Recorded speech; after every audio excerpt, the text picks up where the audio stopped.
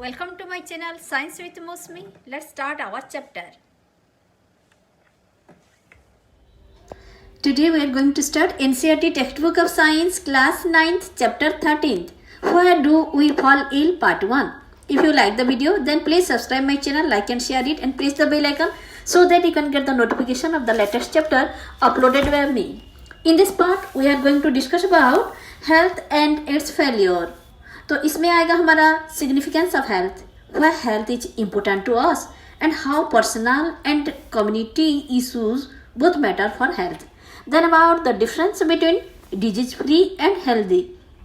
क्या disease free होना और हेल्दी होना एक ही बात है, डिस्कस करेंगे. तो फिर हम देखेंगे कि डिजीज एंड इट्स कॉजेज. तो इसमें आएगा हमारा what does disease look like, कैसे जाने कि हम बीमार है. फिर हम डिस्कस करेंगे एक्यूट एंड क्रोनिक डिजीज के बारे में. Then chronic disease and poor health, ये दोनों कैसे रिलेटेड है. फिर हम देखेंगे कि कॉजेस ऑफ डिजीजेस, हमको डिजीज का कारण पता चल जाए फिर हम उसका टेक केयर कर देंगे और डिजीज नहीं हो पाएगा. फिर हम देखेंगे कि infectious and non infectious causes. तो फिर ये सब हम डिस्कस करने वाले हैं इसी चैप्टर में. आइए शुरू करते हैं. तो if I ask you how you want to be, then immediately your answer will I want to stay healthy, I want to stay happy, है ना. तो especially in this corona time health का importance has increased. ऐसे देखा जाए तो health and happiness are like the two sides of a coin. तो we are healthy, इसका मतलब ये नहीं कि just we are free from diseases. अरे healthy means होता है state of well-being, और वो भी फिजिकली, मेंटली, सोशियली. तो ये कैसे, आइए देखते हैं डिटेल में. इस चैप्टर में हम डिस्कस करते हैं. तो ये बात कही गई है, जैसे हमको बीच बीच में कहा क्या होता है, कश्मीर में हुआ, हमारा भुज में, गुजरात में हुआ अर्थक्वेक, लातूर में हुआ तो अर्थक्वेक आते हैं. और फिर हमारे उड़ीसा, बंगाल, वहाँ पर साइक्लोन्स भी आते हैं. तो फिर ये सारे कोस्टल रीजन्स में, इससे क्या होता है, लोगों का हेल्थ के ऊपर उसका असर पड़ता है. तो फिर ये जो events that would occur when the disaster is actually happening, इसी जो डिजास्टर होते हैं, चाहे अर्थक्वेक हुआ, फ्लड हुआ, इसमें दो प्रकार के प्रॉब्लम्स होते हैं. एक तो जब फ्लड हो रहा होता है उसी टाइम में, और दो नंबर है जैसे फ्लड यानी कि जल का स्तर कम हो जाने के बाद, उसके बाद जो effect of health of flood on health. तो फिर फ्लड का जो हमारी स्वास्थ्य के ऊपर इफेक्ट होता है वो और एक बात है. इसी प्रकार से देखा जाए तो दो प्रकार का प्रॉब्लम होता है. जब वो प्रॉब्लम हमारे पास चल रहा है उसी का एक प्रॉब्लम, और वो होने के बाद हमारे हेल्थ इश्यूज आ जाते हैं. तो health and disease in human communities are very complex issues. ये सारे बहुत कॉम्प्लेक्स इशू है, चाहे वो हेल्थ हुआ या फिर डिजीज हुआ. तो health and disease mean they are very complicated. When you ask what causes diseases, आखिर ये बीमारी आता कैसा है, इसका कारण क्या है, हाउ वी प्रिवेंट दैट. तो ये दो चीज़ बहुत ही इम्पोर्टेंट है. जैसे डिजीज कैसे होता है, और अगर आ भी जाए तो ये डिजीज होने से हम खुद को रोके कैसे, हाउ प्रिवेंट. तो हमको क्या क्या प्रिकॉशन लेना है. तो उससे पहले हमको ये डिजीज क्या है और ये हेल्थ क्या है, ये दोनों के बारे में डिटेल में जानना होगा. तो फिर देखो, हमारी सेल जो है, cell are the basic unit of organism. ये सेल हमारे बेसिक यूनिट ऑफ ऑर्गेनिज्म है. ये सेल जो है इसमें बहुत सारे केमिकल सब्सटेंसेस होते हैं, जैसे हमारे प्रोटीन हुआ, कार्बोहाइड्रेट, फैट, लिपिड, ये सारे होते हैं. और सेल जानते हो ये एक डायनामिक प्लेस है, यानी कि लगता तो ये शांत सा है, इसमें बहुत सारी क्रियाएं चलती रहती है. जैसे देखो कभी क्या होता है, ये कॉम्प्लेक्स रिएक्शंस वगैरह इसके अंदर चलता रहता है. फिर रिपेयरिंग काम चलता रहता है और न्यू सेल भी बनता रहता है. ये सारी इसके अंदर एक्टिविटीज चलते रहते हैं. तो सेल के अंदर जैसे एक फैक्ट्री के अंदर काम चलता है, ऐसे ही सेल के अंदर काम चलता है.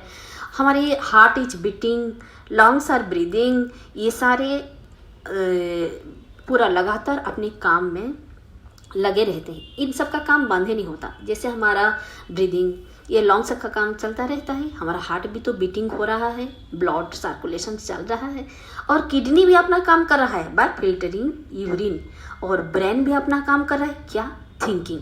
तो ये सारे काम जो है आपस में उन लोगों का काम चलते रहना चाहिए। अगर एक का काम में कुछ फेलियर आ गया तो फिर ये दूसरे के ऊपर इफेक्ट करता है। देखो जैसे हमारे किडनी, अगर यूरिन फिल्टर करना वो थोड़ा कमज़ोर हो जाए, छोड़ दे, तो क्या होगा, हमारी पॉइजनस सब्सटेंसेस जो है वो जमा हो जाएगा, एक्यूमुलेट हो जाएगा, और ऐसे में ये इसका असर पड़ेगा, हमारा ब्रेन सही तरह से थिंक नहीं कर पाएगा, यानी कि ब्रेन अपना काम नहीं कर पाएगा। तो फिर हमको पता चला कि ये सब इंटरकनेक्टेड है, एक का काम दूसरे के ऊपर। तो फिर ये सारे activities, for all this interconnected activities, ये जो ब्लड का फंक्शनिंग हुआ, ब्लड का सर्कुलेशन हुआ, हमारे यूरिन का फिल्ट्रेशन हुआ, ये सारे काम के लिए हमको चाहिए दो चीज़। जैसे ये हमारे ब्लड, ये सारे जो ऑर्गन्स अपना फंक्शन कर रहे हैं सेल के अंदर या फिर हमारे बॉडी के अंदर, यानी कि जैसे हमारे बॉडी में एक फैक्ट्री जैसा काम चल रहा है, फैक्ट्री बंद नहीं होता, प्रोडक्शन चालू रहता है, पर उसको चाहिए दो चीज़। क्या, हम एक फैक्ट्री में क्या काम क्यों अनर्गल चलता रहता है, क्योंकि उसको लगातार एनर्जी सप्लाई होना चाहिए और एक रॉ मटेरियल पहुंचना चाहिए। तो फिर हमारे बॉडी के लिए इसे क्या चाहिए, हमारे बॉडी के लिए चाहिए खाना। खाना is necessary for sale and tissue function. ये सेल और टिश्यू अगर हम चाहें लगातार काम करें तो उनके लिए चाहिए ये फूड। तो anything that prevents proper functioning of cell and tissue will lead to lack of proper activities of the body.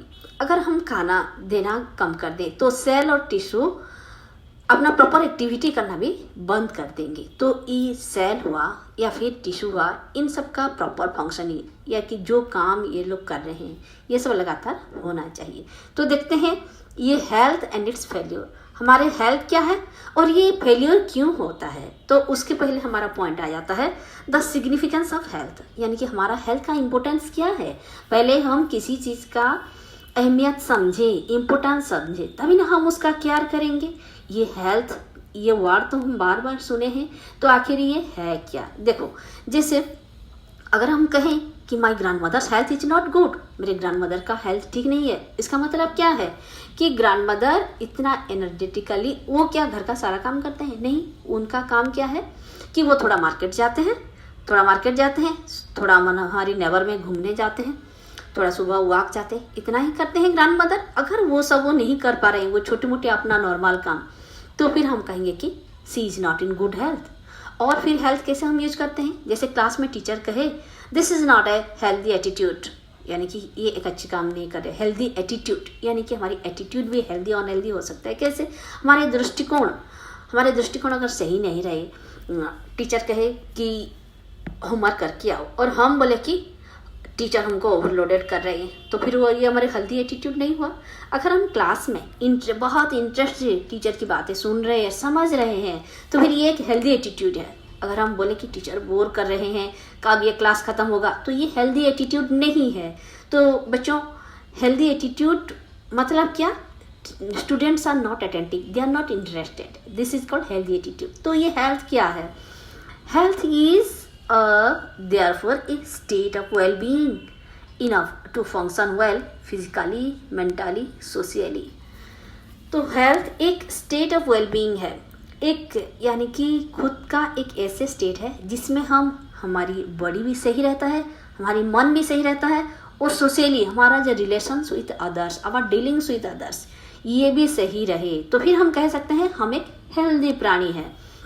अब क्या सोचे हो, हेल्दी मीन्स मेरे को कोई बीमार नहीं है, मैं हॉस्पिटल नहीं जाता, तो I am healthy, do you think so? No, it's not like that. Okay, तो personal and community issue both matters for health. तो कैसे मैटर करता है पर्सनल और कम्युनिटी इशू, चलिए देखते हैं। हमको तो पता चल गया हेल्थ क्या है, state of wellbeing physically, mentally and social wellbeing. तो इसका मतलब है हम अकेले रेस्पॉन्सिबल नहीं हैं हेल्दी रहने के लिए। क्या क्या रेस्पॉन्सिबल है, हमारी चारों ओर की जो एनवायरनमेंट है ये भी सही रहना चाहिए। हमारे सराउंडिंग जो है, हमारे एनवायरनमेंट जो है, ये भी सही रहना चाहिए, तभी तो हम खुश रह पाएंगे।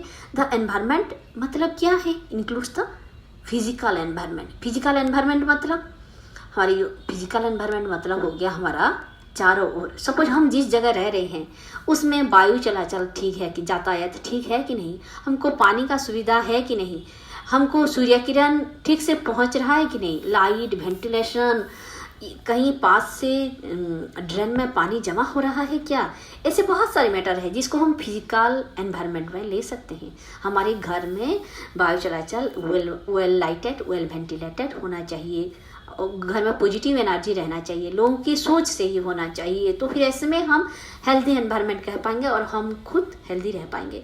सो आपने जाना कि health is at risk in A cyclone in many ways. इसी हिसाब से देखा जाए तो साइक्लोन में हमारी हेल्थ बहुत रिस्क में आ जाता है। कैसे? हमको हमारी एनवायरनमेंट ठीक नहीं रहता और ऐसे में हम डिप्रेस हो जाते हैं, हमारा क्षय होता है, इससे भी हमारा मन में दुख आ जाता है। तो फिर साइक्लोन में तो बहुत सारी प्रॉब्लम्स होने वाले हैं और हमारी हेल्थ रिस्क में आ जाने वाला है। तो human lives in a society, मनुष्य जो है वो सोसाइटी में रहता है। तो our social environment is an important factor in our individual health. इसी सोसाइटी में जो रहते हैं, चाहे आप गांव में रहे या शहर में रहे, उन दोनों में अपना एनवायरनमेंट अलग अलग होता है। तो फिर ये हमारा एनवायरनमेंट जो है ये भी बहुत मैटर करता है। तो इवन और जैसे गांव में रहे तो क्या सब मिलकर एक दूसरे को पूछ के रहते हैं कि आप कैसे हो भाई, आप कैसे। पर टाउन में ऐसा नहीं रहता, सबका काम अपना अपना रहता है। कोई मैटर नहीं करता कि पास वाला फ्लैट में क्या चल रहा है, सब अपने काम में मस्त रहते हैं। अपनी काम, उनका एक अर्निंग होता है, वो they are self motivated, they are self caring both. तो our physical environment is decided by our social environment. तो हमारा फिजिकल एनवायरनमेंट शहर में अलग रहेगा, गांव में अलग रहेगा। गांव में क्या है, चारों ओर हरियाली, अच्छा सा हमको अच्छा एयर मिलता है, क्लीन एयर मिलता है और हमारी लोगों के साथ तालमेल ज़्यादा रहता है। पर हमारी शहर में कैसे रहेगा, ये सब नहीं रहेगा। ज़्यादा साफ सुथरा रहेगा, वेल लाइटेड, वेल वेंटिलेटेड रहेगा, पर हमको क्लीन एयर नहीं मिलेगा। तो फिर ऐसे सारी बात होता है, डिफरेंसेस होता है। देखो जैसे हमारा हो गया कि हमारा जैसे हो गया, अगर हम शहर में रहते हैं तो क्या हुआ, हमारे गार्बेज कलेक्शन के लिए अगर कोई नहीं आ रहा है, अगर गार्बेज कलेक्शन के लिए आ रहा है, बराबर से हमारी गार्बेज ले रहा है, तो फिर तो बात ठीक है, हमारे घर क्लीन है। और अगर स्वीपर नहीं आ रहा है, गार्बेज क्लीनिंग नहीं हो रहा है, हमारे ड्रेन क्लीनिंग नहीं हो रहा है, तो फिर ऐसे में क्या होगा, हमारी ड्रेन अगर क्लीन नहीं हो रहा है तो पानी जमा हो जाएगा, स्टेगनेंट वाटर हो जाएगा और ऐसे में मॉस्किटो ब्रीडिंग होगा, एक बदबू सा आएगा और फिर मच्छर फैलेंगे, फ्लाइज फैलेंगे और तो फिर हमारी हेल्थ रिस्क में आ जाएगा। तो पुअर हेल्थ इंक्रीजेस, ऐसे में हमारे पुअर हेल्थ इंक्रीज हो जाएगा। Therefore public cleanliness is important for individual health. तो फिर ऐसे में आ जाता है हमारी पब्लिक क्लीनलीनेस, यानी कि सरकार का कुछ जिम्मेदारी आ जाती है। आइए देखते हैं हमारी एक्टिविटीज 13.2। इसमें कहा गया है कि आप ये देखिए कि आपका लोकल अथॉरिटी कैसे काम कर रहा है। आपका म्यूनिसिपल कॉरपोरेशन जो है ये प्रॉपर ड्रिंकिंग वाटर सप्लाई कर रहा है कि नहीं, ये बात आपको पता होना चाहिए। और अगर नहीं कर रहा है तो आप इसके बारे में इसका इंतजाम कीजिए। फिर फाइंड आउट सेकेंड एक्टिविटीज 13.3 में कहा गया है कि आपका local authority solid waste management के लिए क्या कर रहा है। अगर सही से नहीं कर रहा है तो इसका इम्प्रूवमेंट के लिए आप ट्राई कीजिए, यानी कि बेटर कैसे उसका डिस्पोजल सही होगा। नहीं तो क्या होगा, सॉलिड वेस्ट अगर जमा हो जाएगा फिर वो उसमें बदबू आने लगेगा, उसमें माइक्रोब्स डेवलप होंगे और फिर आपको बीमारी फैलाएगा, है ना। तो फिर इसका मैनेजमेंट के लिए भी आपको ही देखना है। We need food to be healthy, हम सबको खाना चाहिए क्योंकि हम सब हेल्दी रहना चाहते हैं। और ये खाना कैसे मिलेगा, हम अपनी चूल्हा चक्की चलाने के लिए हमको कुछ अर्न करना पड़ता है, अपनी पैसा चाहिए। अपनी चूल्हा चक्की चलाने के लिए, आपके घर में खाना बनाने के लिए आपको पैसे चाहिए। वो पैसे कैसे आएंगे, बाय डूइंग वर्क। आप बाहर जाकर काम करेंगे फिर आपको पैसा मिलेगा। तो फिर बाहर जाकर कैसे काम करें, उसके लिए जॉब अपॉर्चुनिटी भी तो होना चाहिए। तो opportunity to work has to be available, तो फिर जाकर आपको पैसा मिलेगा। आपका जॉब अपॉर्चुनिटी होगा तो आप काम करेंगे, इससे आपको पैसा मिलेगा। पैसा होगा तो घर में खाना बनेगा, कम से कम पेट भर का खाना बनेगा। तो फिर we need to happy in order to be truly healthy. तो फिर इससे हमें पता चला हेल्दी रहने के लिए हमको हैप्पी रहना जरूरी, और हैप्पी रहने के लिए हमको हेल्दी रहना जरूरी है। तो फिर इसी हेल्दी रहने के लिए हमको क्या करना है, अगर हम एक दूसरे को अच्छा व्यवहार ना दिखाएं, मिसट्रीट करें, चीटिंग करें, या फिर हम एक दूसरे से डर से रहें। जैसे पहले स्लेव लोग रहते हैं, स्लेवरी सिस्टम था ना, वो स्लेव्स हमेशा एक डर में रहते थे अपने मालिक के प्रति। तो फिर ऐसे में उनका हेल्थ सही नहीं रहेगा, तो वी कैनॉट बी हैप्पी, और हम ऐसे में खुश नहीं रह पाएंगे और हैप्पी भी नहीं रह पाएंगे, हेल्दी भी नहीं रह पाएंगे। और अगर सोशल इक्वलिटी एंड हार्मनी रहेगा तो हमारा इंडिविजुअल हेल्थ बहुत ही अच्छा रहेगा। यानी कि हमारा आस पड़ोस के साथ अच्छा डीलिंग रहे, रिलेशन सही रहे, तो फिर हमारा हेल्थ सही रहेगा। देखिए ये है 5F के बारे में डिस्कस किया गया है, जिससे हमारा ये हेल्थ में बहुत अफेक्ट करता है। जैसे हमारा 5F क्या क्या है? फ्लूइड, हमको अच्छा साफ सुथरा सही पानी मिलना चाहिए ताकि हमारा हेल्थ सही रहे। फिर हमारा हैंड जो है ये क्लीन रहना चाहिए, हमारी फिंगर्स ये क्लीन रहना चाहिए। आफ्टर हम टॉयलेट से आने के बाद अच्छी तरह क्लीन करना चाहिए। फिर हमारा 3rd F हो गया हमारा फ्लाइज है, ये बीमारी फैलाते हैं। तो अगर हमारी गार्बेज जमा होकर रह जाए तो फ्लाइज उसमें बैठेंगी और फिर ये कीड़े अपना जो माइक्रोब्स है हमारे खाना में फैलाएंगे, ऐसे होके ये बहुत बीमारी का कारण बन जाते हैं। फिर हमारा आ गया फील्ड में हमारे जो वेजिटेबल्स है, तो फिर ये फर्स्ट तो ओपन डिफेकेशन यानी कि खुले में शौच करना हमें छोड़ना चाहिए, और जो वेजिटेबल्स है उसको क्लीन करके फिर ही खाया जाए। फ्रूट्स हुआ, वेजिटेबल्स हुआ, अच्छी तरह क्लीन होना चाहिए। फिर है हमारा फ्लड, 5th वाला F हुआ हमारा फ्लड में क्या होता है कि अगर प्रॉपर ड्रेनेज ना हो तो ऐसे में फ्लड हो जाता है, और फिर फ्लड में क्या होगा? स्टेगनेंट वाटर हो जाएगा, ओवर फ्लडिंग ऑफ वाटर हो जाएगा। तो हमको हमारे वाटर चाहे गंदा हो कोई बात नहीं, पर उसका ट्रीटमेंट होना चाहिए। तो फिर ऐसे में हमारा सैनिटेशन मेंटेन होके रहेगा और बीमारी भी कम फैलेगा। आइए देखते हैं distinction between healthy and disease free. आपको लगता है हेल्दी होना मतलब आपको कोई बीमारी नहीं है, तो आप समझेंगे कि आप डिजीज फ्री है तो क्या हेल्दी है? नहीं, ये बात हम पहले से डिस्कस कर चुके हैं। डिजीज फ्री रहना और हेल्दी रहना एक बात नहीं है। डिजीज फ्री मतलब आपको कोई बीमारी नहीं है, पर हेल्दी रहना मतलब इसमें आ जाता है हमारे फिजिकली, सोशियली, मेंटली आप खुश रहना। ठीक है, तो भी देखते हैं इन दोनों का भी टेक केयर करते हैं। तो disease in other words literally means being uncomfortable. अगर डिजीज आपको बीमार सा लग रहा है, अरे बीमारी जैसे दिख रहे हो, इसका मतलब है आप अनकंफर्टेबल दिख रहे हो, यानी कुछ तो है आपके अंदर चल रहा है। तो however the word is used in a more limited meaning। पहले तो हम डिजीज को ऐसे ही यूज करते थे, तो we talk of disease when we can find a specific and particular cause for discomfort। तो फिर हमारे डिस्कम्फर्ट का कारण क्या है, तो यही हमको डिजीज कर देता है। देखो we can say that someone is suffering from diarrhea। अगर किसी को डायरिया हुआ है, इसका मतलब है कि कुछ तो कारण, हमको एग्जैक्ट कारण नहीं पता कि क्या कारण है कि लूज मोशन हो रहा है या फिर डायरिया हो रहा है, पर कुछ तो कारण है, हमको एग्जैक्ट कारण मालूम नहीं, पर कुछ तो कारण है जिसकी वजह से ये सारी हुआ है, हमको ये वाला डिजीज हुआ है। तो we can now easily see that it is possible to be in poor health without actually suffering from a particular disease. हमको पुअर हेल्थ अगर कहीं, तो जरूरी नहीं कि हम किसी बीमार से गुजर रहे हैं, ऐसा जरूरी नहीं है। Not being diseased is not the same as being healthy. अगर उल्टा दिशा से बोलें तो हेल्दी होने का ये मतलब नहीं कि not being diseased is not the same as being healthy. किसी डिजीज नहीं है इसका मतलब आप हेल्दी हो, ये बात हम पहले भी बोल चुके हैं। तो जैसे कि अगर हम गुड हेल्थ बोले, एक डांसर गुड हेल्थ में है, मतलब क्या है कि वो अपना डांसिंग सही तरह कर पा रहा है, अपने हाथ पैर का जिस मुद्रा वो लेना चाहिए वो कर पा रहा है, अच्छी तरह अपना डांसिंग का काम जो है कर पा रहा है। अगर एक म्यूजिशियन है, एक गुड हेल्थ पर ए म्यूजिशियन मीन्स दैट वो अपनी जो ऊंचा शोर में जितना पुराना चाहिए उसका लॉन्ग्स का ब्रीदिंग का अच्छा कंट्रोल करके अच्छा नोट वो पकड़ पा रहा है, तो फिर वो और अच्छा फ्लूट बजा पा रहा है, इसका मतलब है हमारा म्यूजिशियन जो है वो गुड हेल्थ में है। तो फिर गुड हेल्थ का मतलब क्या हुआ? To have the opportunity to realise the unique potential, जिसका जो भी कैपेसिटी है, all of us is also necessary for real health.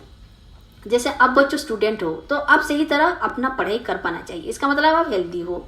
अगर नहीं कर रहे हो तो फिर you are not suppose to be healthy, ये टाइप ऑफ हुआ ना। तो पुअर हेल्थ जो है without there being a simple cause, ऐसा नहीं कि कुछ डिजीज हो आपको फिर जाकर आपका पोअर हेल्थ कहा जाएगा, ऐसा नहीं है। This is the reason why we think about health, तो we think about society and community. यानी कि हेल्थ का मतलब है हमको इसके लिए सिर्फ डिजीज इसके पीछे नहीं पड़ के सोसाइटी और कम्युनिटी के बारे में सोचना चाहिए। On the other hand when you think about disease means we think about individual sufferers, यानी कि आप कौन से प्रॉब्लम से गुजर रहे हैं। ठीक, डिजीज एंड इट्स कॉजेस। तो what does disease look like, आपको कैसे पता चलेगा कि आपके अंदर कोई बीमारी है। तो फिर देखो हम देखे हैं टिश्यू का जो है हमारा सेल हुआ, टिश्यू हुआ, मेकअप फिजियोलॉजिकल सिस्टम, इसी से बना है हमारे ऑर्गन सिस्टम बना है and they carry out body functions. जैसे कि हमारी डाइजेस्टिव सिस्टम हुआ, डाइजेस्टिव सिस्टम में क्या क्या है, हमारे स्टोमक है, इंटेस्टाइन है। तो फिर ये है हमारा ऑर्गन सिस्टम, डाइजेस्टिव सिस्टम है ऑर्गन सिस्टम, इसमें ऑर्गन्स होते हैं जैसे स्टोमक हुआ, इंटेस्टाइन हुआ, और ये सब का काम क्या है, लास्ट में हमको हमारा फूड को डाइजेस्ट करेंगे। अगर हमारा फूड डाइजेस्ट नहीं हो रहा है तो इनमें से किसी, चाहे स्टोमक हो या फिर इंटेस्टाइन में हो, कुछ प्रॉब्लम है, ये बात तो है। ऐसे ही हमारी मस्कुलोस्केलेटल सिस्टम है। मस्कुलोस्केलेटल सिस्टम क्या है, हमारी जो अंदर का बोन का सिस्टम है, हमारा बैकबोन बनाता है, हमारा सारे लिम्स अंदर का जो बोन बनाता है, हमारे बॉडी को एक शेप देता है, स्केलेटन देता है। तो फिर इसके वजह से हमारे ये बोन्स जो है हमारे मसल को पकड़ के रखा है, और ये मसल और बोन्स दोनों मिलकर हमारी बॉडी मूवमेंट के लिए ये सब हेल्प करते हैं। तो फिर मस्कुलो, अगर हम नहीं चल पा रहे हैं या फिर हमारा हाथ नहीं उठा पा रहे हैं ऊपर, या फिर हमारी वेस्ट में कुछ प्रॉब्लम हो रहा है, हम नीचे नहीं झुक पा रहे हैं, इसका मतलब है ये मस्कुलोस्केलेटल सिस्टम में कुछ प्रॉब्लम है। ऐसे ही होता है। तो when there is a disease, जब एक डिजीज आ जाता है, क्या होता है ना, इनका काम सही तरह नहीं होगा। डाइजेस्टिव सिस्टम में इंडाइजेशन होगा, आपका खाना नहीं पचाएगा, आपको भूख नहीं लगेगा, या फिर मस्कुलोस्केलेटल सिस्टम में कुछ प्रॉब्लम आ जाएगा तो आप ठीक से चल फिर नहीं पाएंगे। तो इनका फंक्शनिंग में जो है कुछ चेंजेस आ जाएंगे। The functioning of one or more system of the body will change for the worse, यानी कि उसका कंडीशन वर्स हो जाएगा, वो नॉर्मल हिसाब से नहीं काम कर पाएगा, और उसी को हम सिम्टम मान के फिर देखेंगे कि इसका जांच पड़ताल करेंगे। Symptoms of diseases are the things we feel as being wrong. तो फिर ये जो सिम्टम्स दिखाएगा कि हम ठीक से झुक नहीं पा रहे, इसका मतलब है हमारा मस्कुलोस्केलेटल सिस्टम में कुछ प्रॉब्लम है। इसे छोटे छोटे सिम्टम देख के हम शायद हमको कुछ डिजीज का अटैक हुआ है ये हम पता करते हैं। जैसे हमको लूज मोशन, ये सारे सिम्टम्स कैसा है, हमको कफ होगा, मतलब हमारी जो थ्रोट में कुछ प्रॉब्लम है, हमारी लंग्स में कुछ प्रॉब्लम भी हो सकता है, हमको लूज मोशन होगा, यानी कि हमारे स्टोमक, हमारे डाइजेस्टिव सिस्टम में कुछ प्रॉब्लम है, हमारा डाइजेशन प्रॉपर्ली नहीं हो रहा है, कुछ तो हो रहा है अंदर, या फिर हमारा हेडेक हुआ। तो फिर ये हेडेक तो कई कारण से होता है, जरूरी नहीं कि हमारा ब्रेन का बड़ी बीमारी हो गया है। ये छोटी छोटी कई हमारी सिम्टम्स दिखता है जिससे हम पता करते हैं कि शायद कोई बीमारी का अटैक हुआ है। तो इसका पिन पॉइंटेड का है, ये हम ऐसे अगर कुछ हो जाए, हमको सब कुछ नींद नहीं लगा, हमको बहुत दिन तक भूख नहीं लगा, फिर हम क्या करते हैं, डॉक्टर के पास जाते हैं और डॉक्टर उसका एग्जामिन करते हैं on the basis of symptoms. ये सिम्टम्स देख के, उसका साइन देख के ये फिर रेफर करते हैं कि जाओ पैथोलैब जाओ, लेबोरेटरी जाकर कुछ टेस्ट कराओ, फिर जाकर पिन पॉइंटेड डिजीज के बारे में, यानी कि पर्टिकुलरली कौन सा ऑर्गन इसके लिए रेस्पॉन्सिबल है, ये हमको पता चलता है। आइए देख लेते हैं एक्यूट एंड क्रोनिक डिजीज के बारे में।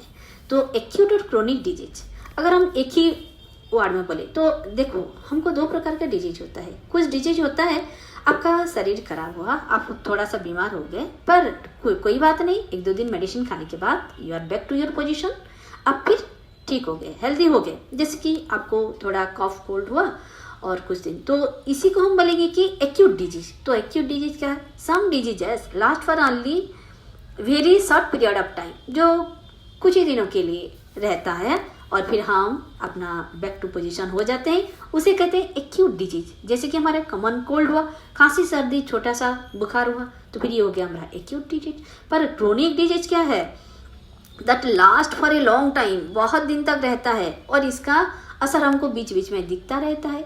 तो फिर जैसे हमारा हो गया एलिफेंटियासिस या फिर हमारे ट्यूबरकुलोसिस, इसमें क्या होगा, हमारी कॉफ कोल्ड का, हमारा रेस्पिरेशन का थोड़ा प्रॉब्लम्स रहेगा, हम थोड़ा वीक टायर्ड फील करेंगे। हमारा अगर ट्यूबरकुलोसिस हुआ तो हम टायर्ड फील करेंगे, और हमारा सांस का थोड़ा प्रॉब्लम रहेगा। ऐसे तो एलिफेंटेसिस भी ऐसे एक डिजीज है जो कि हम कहेंगे क्रोनिक डिजीज, यानी which last for a long time. ये एक एक्टिविटी दिया गया है 13.4, जिसमें कहा गया है कि आप देखो लास्ट 3 मंथ्स में आपके एरिया में कितने लोग एक्यूट डिजीज से परेशान है, ऐसे लास्ट 3 मंथ्स में कितने लोग क्रोनिक डिजीज से परेशान है, और फिर फाइनली ये देखो कि आपके एरिया में फाइनली कितने लोग ये सफरिंग फ्रॉम क्रोनिक डिजीज, कितने लोग को ये क्रोनिक डिजीज हुआ है। तो फिर इसी से आपको बहुत सारी बातें पता चल जाएगा। तो chronic disease and poor health, ये दोनों कैसे रिलेटेड है। Acute and chronic disease have different effects on our health. चाहे वो कम टाइम के लिए आप बीमार हो या फिर ज़्यादा टाइम के लिए बीमार हो, इसका असर आपके हेल्थ में तो पड़ेगा ही पड़ेगा। पर अगर आपको एक्यूट डिजीज हुआ है तो आप कुछ ही दिनों में सही हो जाएंगे, क्योंकि ये कम दिन तक रहता है। पर अगर आपको क्रोनिक डिजीज है तो फिर ये क्रोनिक डिजीज ये तो ज़्यादा दिन तक रहता है, इसीलिए हमारी हेल्थ के ऊपर उसका ज़्यादा असर पड़ता है। देखो अगर हमारी कॉफ कोल्ड हुआ तो फिर हम कुछ ही दिनों में से ज़्यादा 1 हफ्ता के अंदर हम फिर सही हो जाएंगे। पर अगर हमको ट्यूबरकुलोसिस है तो शायद हमारी लंग्स जो है कि इल ओवर ईयर्स, बरसों तक रहता है इसका इफेक्ट, और उसमें हमारा वेट लॉस होता है, हम थोड़ा हमारा वेट कम हो जाएगा और हमेशा हम थोड़ा टायर्ड फील करेंगे। तो इसका इफेक्ट ज़्यादा दिन तक रहता है। तो ये हो गया हमारे क्रोनिक और इसके एक्यूट डिजीज के बाद।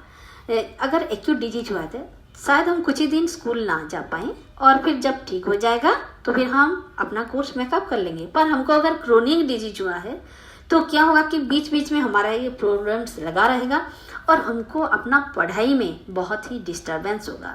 जैसे हम एक सिंसियर सही स्टूडेंट होकर नहीं रह पाएंगे। ठीक है, तो फिर आइए जान लेते हैं कि हमारे कॉजेस ऑफ डिजीजेस।